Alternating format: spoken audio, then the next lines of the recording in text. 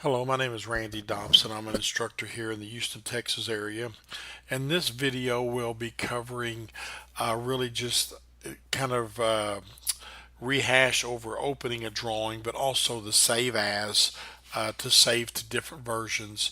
Uh, I'm going to close this down here, just kind of start over. Typically, you're going to see a screen like this. We'll just go to start a new drawing.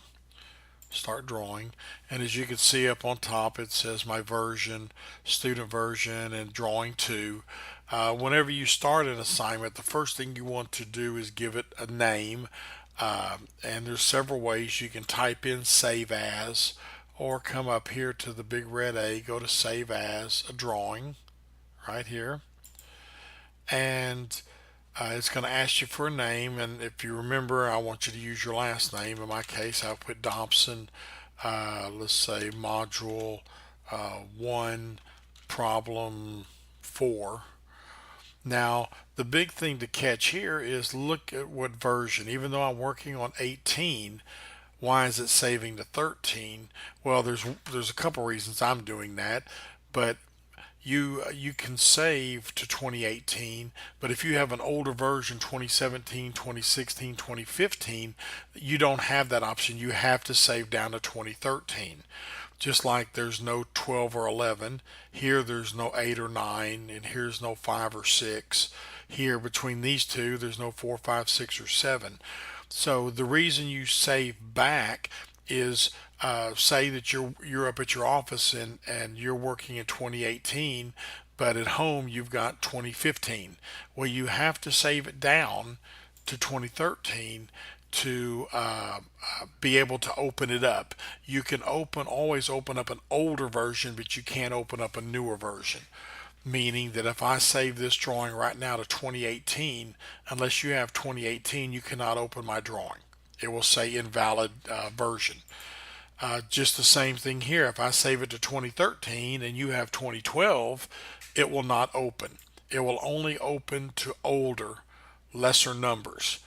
Okay, now the first thing that comes across many people that are learning AutoCAD, they're like, well, why not I just save it to 2000?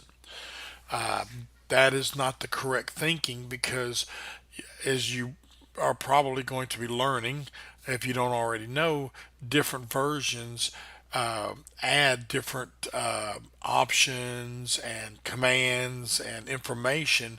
And if you save it, say back to 2000, you can strip away some of that stuff from your drawing. It won't delete anything, but it may lock something. You're going to be learning about a table command, or your mtext command, and it may not work in the same way because you're saving it as an older version. So the moral of this story is to save it only as old as you need it to. If you've got 2018 at home and you've got 2018 at work, then save it as 2018. If you've, 2013, I typically tell students only to go back one set of versions. Okay, don't go back to 2010, or even further, unless you feel that's necessary.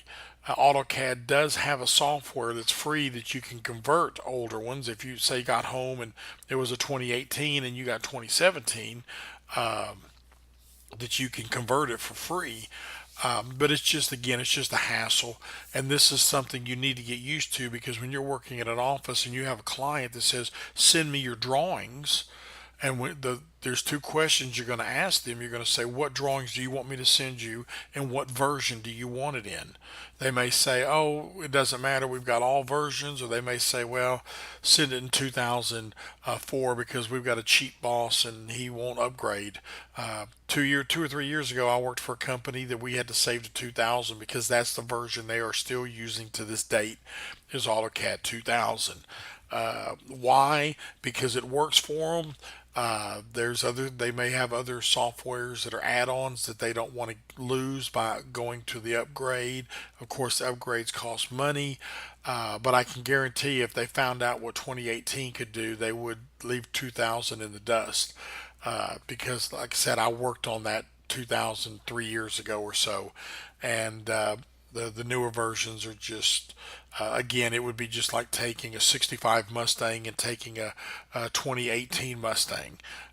They do the same thing, but one of them's got a heck of a lot more accessories to it.